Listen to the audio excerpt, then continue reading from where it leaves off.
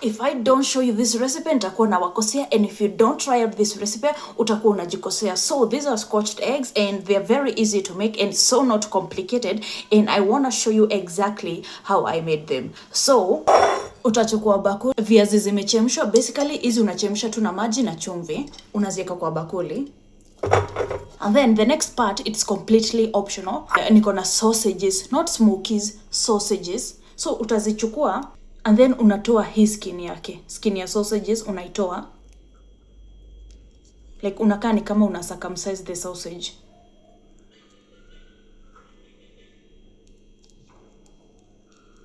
Like that, like unatoa hiyo part.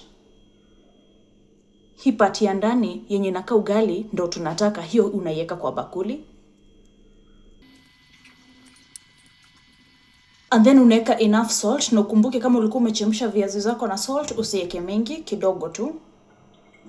And then unaweka your favorite spices. Wewe kama sio mtu wa spices, unaachana nazo, unaruka hii stage. Unaacha wenye wanapenda spices watumie. Mimi natumia paprika, garlic powder, curry and spice, kachili kwa umbali, and then nazibonda bonda.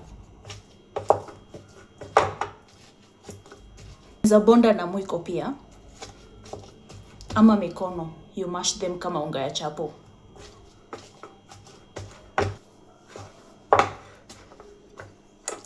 After umeibonda hadi kashikana kabisa kabisa kama ugali, sahani naeka kama maziwa. And then niko na bread crumbs. Sasa hizi ukienda kwa supermarket yoyote utazipata. This one goes for only 63 Kenyan shillings. Ama pia unaweza kausha mkate. Basically hii ni mkate imekaushwa, na iweka kwa sahani. And then niko na mayai chemsha. I'm using 6 eggs. So what I want you to do next, unapaka mikono yako mafuta like that. And then unachota hizo viazi zako za umebonda. Sio mingi sana, ubalance. And then unazisukuma hivyo. Unachukua mayai chemsha yako, unaiweka hapo, and then unaifunika kabisa kabisa. Hiyo mayai isionekane hata kidogo. Like that. And then sasa unaidip kwa ile maziwa. Make sure inapata maziwa all over. And then sasa unaiweka kwa breadcrumbs zako. Una make sure it's coated all over as well. Tunafanya double dipping. So tunaidip tena kwa maziwa, making sure iko coated all over. Then tunaidip tena kwa breadcrumbs. After doing all that, you should have something like this. Once umezitengeneza zote na zikakaa hivyo, the next thing you're going to do, kwa mafuta moto, you're going to deep fry them, na usizipike na moto ya juu sana. Pike na kama medium heat hivyo, ndo ziive mpaka ndani. Unaziacha ziive hadi zi brownish. Upate that golden brown color.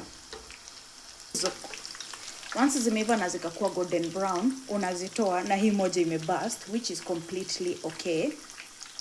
There you have your simple scotched eggs recipe. It's very easy to make. Like here, una need very few ingredients. I really hope you're going to try out this recipe, and I really hope you've enjoyed watching this video, and I'll see you in my next one.